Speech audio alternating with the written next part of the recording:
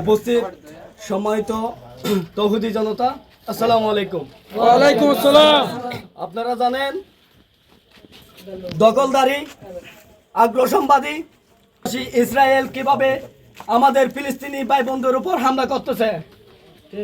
আপনারা জানেন তারা রোহিঙ্গারা যেভাবে বাংলাদেশে আশ্রয় নিয়েছিল, ঠিক সেম ভাবে ইসরায়েলের ইহুদিরা ফিলিস্তিনে তাদের ঠাঁই নিয়েছিল, আশ্রয় নিয়েছিল।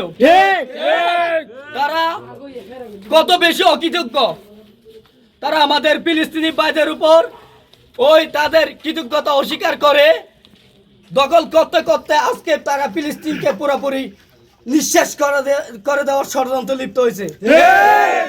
তারা একের পর এক গুলি করে বোমা মেরে আমাদের ভাইদেরকে পাখির মতো বোমার সাথে পাখির মতো তারা আকাশে উড়াচ্ছে। আমাদের মুসলিম ভাইয়েরা কত বিক্ষত হচ্ছে তাদের বোমার আঘাতে। এদিকে আমরা মুসলিম জাতি হিসাবে আজকে ঘৃণিত হচ্ছে মুসলিম বিশ্বের যারা প্রতিনিধিত্ব করে সৌদি আরব, আরব আমিরাত বলতে যারা ইসলামী রাষ্ট্র নামধারী আছে, তারা অথচ চতুর্দিকে আমাদের ইসরায়েলের চতুর্দিকে আছে এবং ফিলিস্তিনকে ঘেরাও দিয়ে রাখছে। তাদের উপর ইসরায়েল কি করে? আমাদের ফিলিস্তিনি ভাইদের উপর হামলা করে। আমরা এখান থেকে তীব্র নিন্দা জানাচ্ছি।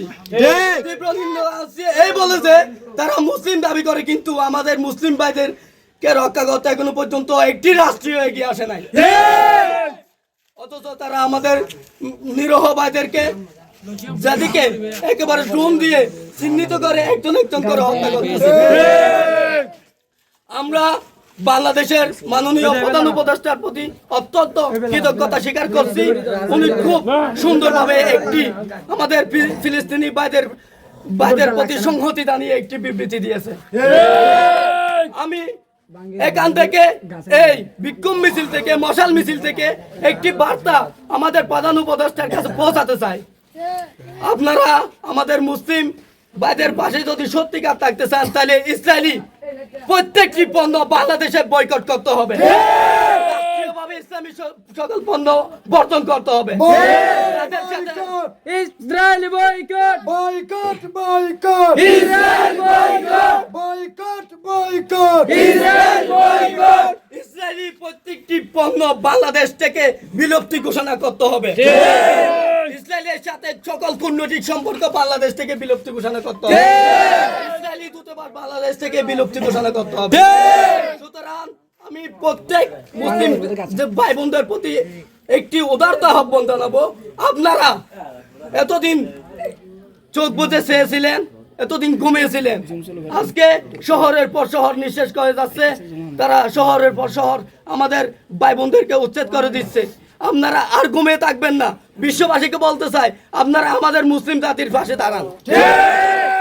আমরা কোনো ইসলাম প্রিয় মুসলিম জনতা কখনো কারো প্রতি কোনো হিংসামূলক উদ্দেশ্য প্রণোদিত আগ্রাসন কখনো চালাইনি। আমি আজকে এখান থেকে আমাদের মুসলিম ভাইদের প্রতি তাদের পাশে দাঁড়ানোর আহ্বান নিয়ে আমি একা শেষ করছি। ধন্যবাদ সবাইকে। আসসালামু আলাইকুম।